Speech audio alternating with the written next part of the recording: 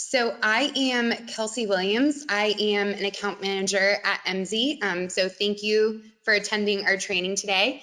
I'm going to be walking you guys through the fundamentals of finding talent, which is a training that we developed specifically for our recruiter clients in mind.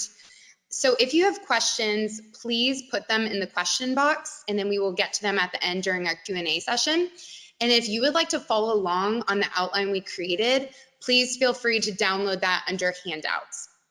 So we are going to get started. Once again, thanks for showing up, and I'm excited for our time today.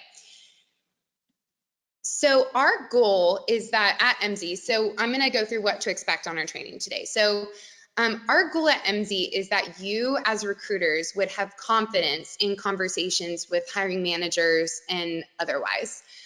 So we first want to equip you with how to talk about Emsi.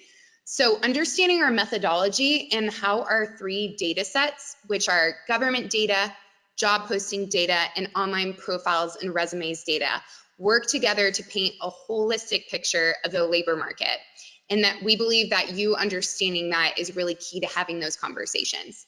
Secondly, in our agenda is we know that finding supply as a recruiter is your priority.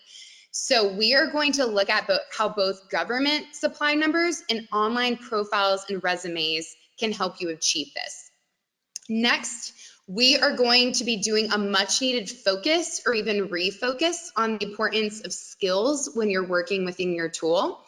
And then lastly, we know that you may come to the tool with questions as what specific talent is available locally, or how much should we pay for this position? Or how quickly do we need to act on this individual if they are interested?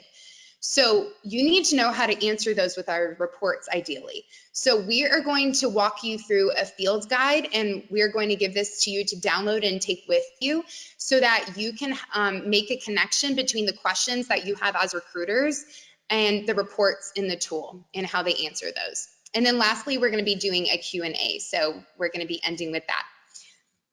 Okay, so let's get into it, shall we? Okay, so what does Emsi do? So a lot of times we know, as I'm talking to my clients here at Emsi, you might get pushback or even questions, which are well-founded of who's giving you this data and where are they getting these claims? So we know that outside of learning how to think about Emsi for yourself, our clients also need to be equipped with how to talk about our data with the people that they work with. So whether it's a hiring manager or the director of workforce planning, there should be no fear in presenting our data as the backbone of your action plan for success. So I will oversimplify what Emsi is and equip you with phraseology that guides conversation in the direction that you want it to go. So, formally, what we are is a labor market data analysis firm, but really what we do is we gather and aggregate data and provide it in a user-friendly software so that our clients can be aware of what is happening in the labor market and make informed decisions. So we do this through our three main data sets. So we do it through traditional labor market information, or as I'll be referring to it in this presentation, government data. We do this through job postings data, and we also do it through online resumes and profiles. Okay, so how should a recruiter think about Emsi data? So first we have that traditional LMI or government data. So government data gives you the most coverage of the workforce. So government data is just labor market data collected and published by the government. But unlike profiles, it actually captures 99% of the workforce. So asking questions like, where is the highest supply of registered nurses? Only really government job counts can tell you this. Secondly, government data is defensible. Okay, so entities such as the Bureau of Labor Statistics and the US Census Bureau provide us this data. So though we may not have any way of knowing if blank software company is really going to pay a software developer, what they advertise on their job posting, we do know that the median annual salary in Dallas, Texas for software developers is $110,000. So we've got the defensible government data backing that compensation. And then government data, lastly, provides reliable context for these reasons. So recruitment strategies are expensive, and there's a reason that Emsi considers government data to be the backbone of our data sets. Secondly, in our data sets, we have job postings data. So job postings are scraped from over 100,000 websites nightly. Through them, we can measure the competition. So we can see what companies are competing. We can see where they are competing. We can see who they're competing for and how hard. So comprising with the who, through job titles and skills, we actually gain valuable insights into trends in the demand for talent. So through job postings, we can identify demand trends. So ideally, before you enter a market and spend time and money on recruiting efforts, we would like you to be equipped with data. One of my clients actually told me that he uses Emsi primarily to level set with hiring managers on how difficult it is going to be to enter a flooded market. Lastly, in our third data set is our online profiles and resumes. So online profiles bring detail to the broader workforce data. So we have over 100 million profiles in our database, and they contain valuable insights into location, education, certifications, and skills of the workforce. So though not every member of the workforce is represented online, profiles give necessary insights at the skill level. And using tools like our job parser, recruiters can actually select skills tagged in their job postings and see immediate changes to supply of talent through our profile data. So this data is crucial to setting expectations and forming strategies. Okay, so we often get asked by clients how to use government workforce counts versus online profiles in our tool when analyzing supply in the market. So because the government data is broad, a lot of our clients will ask, so clients being recruiters will ask, does it have a role to play in skill-specific searches? And we would emphatically say yes. So what you're going to be doing is start with regions with high supply of talent and then be bringing them to your profiles-based report to incorporate skills and keywords in your searches. So for example, in this screenshot, we're in Geography Explorer. You can find this report to the left of your tool home screen. So what you would do is you would come in here and you're going to filter by a job title and region based on your desire to either assess current markets that you're already in or establish new ones.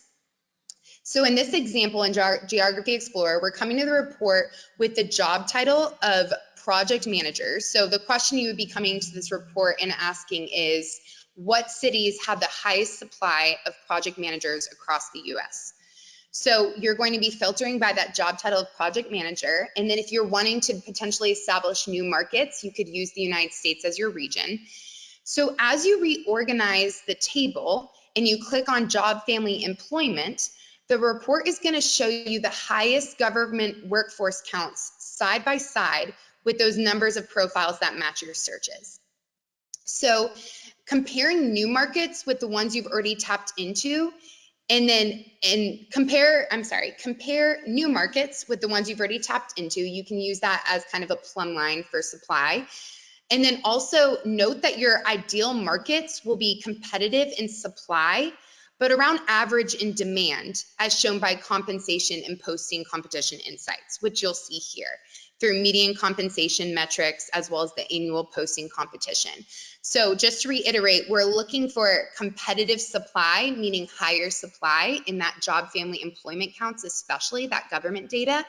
And then we're looking for compensation to be around average, as well as posting competition to be around average, especially if there's pretty high supply. We can only expect that there would be around average competition or compensation at best. Okay. So you'll note in this example, just to point out, as you look at the screenshot, and hopefully you can see that, or you can, recreate this report on your own to see what I'm talking about. Atlanta is an ideal market. So not only does it have that competitive supply that I was just talking about, it's both represented in actually the government data as well as the profile data that you'll see there, but it also has a median compensation an annual postings number that is lower than the top cities. So I believe on my next one, I'm going to be honing in on that. Yeah. So once again, to reiterate, it has competitive supply in both that job family employment number and matching profiles, but the median compensation in the annual posting competition is lower than other top cities for project managers. So knowing this now, you can actually head over to Profile Analytics for that granular data on this particular part of the workforce in Atlanta. So competitiveness in supply and average in demand is what we're wanting you to look for. Okay, so casting a wide net with skills. So Forbes recently featured Emsi's report, The Demographic Drought. If you have not checked this out, I would definitely encourage you to look it up. It is on our Emsi website, and it has been really far-reaching and informative for lots of our clients. This research highlights the record low participation rates in the labor market that America is currently experiencing. So recruiters need to be more strategic and creative than ever to fill these positions. Okay, so skills. So this is where we're getting into, as I told you when we were looking through the walkthrough, we're gonna really focus in on skills. So skills are the language of the workforce. So what do a registered nurse and an account manager have in common?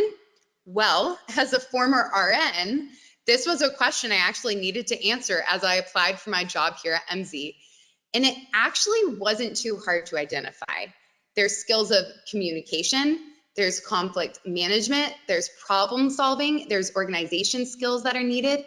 So recruiting talent across industries can seem like a tall order, so I understand that that might seem like that is the anomaly. But let's consider the nuances then of job titles within an industry. So what makes a software engineer different from a software developer? The conversation immediately moves to skills. A job title means nothing without the underlying skills that give it definition. So searching by required skills allows you to capture all viable candidates and escape the restrictions of nuanced job titles. So here are two approaches with searching with skills in our Profile Analytics report. So approach number one for casting a wide net would be input skills, run the report, and then refine your search. Our second approach that we'll go over is using Emsi's SOC and skill mapping that we've already created for you. Now, just to reiterate, if SOC sounds a little funny and you're used to us calling it something different, or you're not as familiar with SOC codes, maybe you're new to us. SOC codes are just another name for the government's occupational categories for the workforce. So I'll try to use occupational categories as it's a little bit easier to understand, but just know that's what SOC codes are, and that's what I'm referring to. Okay, so let's start with the first approach, input skills, run report, and refine the search. So when you input software engineer as a job title, you can explore 313,000 profiles, okay? But when you input software engineer as a hard skill in your Profile Analytics report, you actually get 1.25 million profiles generated. So profiles with job titles like net software engineers or lead software engineers are now at your disposal to sift through. So remember that even if some profiles seem irrelevant to you and they make the cut and you feel like they don't belong in the pool of what you're looking for, you are now in the place that can refine your search without missing any potential relevant candidates. So you cannot assess what you never see. So feel free to click next to job titles and exclude them from results to clean up the report as you do this. Okay, so that is our first report. That is how you would be starting with your skills, running that report, and then finding those job titles that feel most relevant to you. Next is approach number two is going to be using Emsi's SOC and skill mapping. So what you would do here is you're going to begin your search in Profile Analytics report. It's to the left column of your homepage with just your job title. So you bring a job title like most of our clients do to this report. So in this example, we're searching with software engineers as our job title. You'll see to the left. So when you run your Profile Analytics report, you are then going to scroll down to locate your top occupation groups or stock codes that your job title falls within. This is how you're going to narrow down to a more relevant candidate pool through this approach. So you'll see over to the right, the raw number of profiles next to that occupation group, as well as their corresponding percentages. So in this example, over 99% of the profiles were actually mapped to the top 2 SOC codes or occupation groups that you'll see there, the software developers and software quality assurance analysts and testers, as well as the computer occupations. They hold 99% of the profiles being mapped to them. So you can select the top or the top 2 occupation groups and add those to the filter. Okay. So next, once your report has refreshed with its new filters, you've just added that top or the top 2 stock codes. What you're going to do is you're going to scroll down a little bit to top hard skills to identify the defining hard skill or skills of your original job title. So right now you'll see we have the 2 occupation group filters as well as the job title filtering in there, and we can see the top hard skills that fall underneath that. So you're going to want to add these to the filter as well. Especially you'll see here at the top, we've got software engineering showing up in 85% of these profiles. Next, you'll see software development, 50%, so on and so forth. Now what you're actually going to do is you're going to exclude your original job title by just clicking the X under job title next to software engineers. Once that is cleared, you should now only have your top occupations and your top hard skills as filters. I want to reiterate, if I didn't before, that once again, once you're clicking these skills that are relevant to you, you're doing just like you did with those occupation groups, and you're just adding them to the filter. So now you've got tons of things. You've got a job title, you've got occupation groups, you've got skills. You're going to have a really, really narrow pool. But now we're going to go back and X out that job title to take that away to hopefully broaden the pool a little bit more. So by using SOCs, so occupation groups, and your skills to search, you're capturing all profiles with the necessary skill set that you're looking for while ensuring that you're still working within relevant occupational categories. So that's a second approach to searching with skills that we would recommend to keeping your talent pool as large as possible. Okay, so the field guide. This field guide is going to be in your hands. We're going to give it to you to keep and save on your computer. And we've created 2 separate field guides for our 2 tool subscriptions, Talent Analyst and Recruit. So depending on what you're subscribed to through Emsi, we've got something that is guiding you and is specific to your tool so that you don't get lost. So the field guide is going to point you to what reports best answer questions like, what is the specific supply of talent in a certain market? How intense is the competition in this market? And how much does talent cost?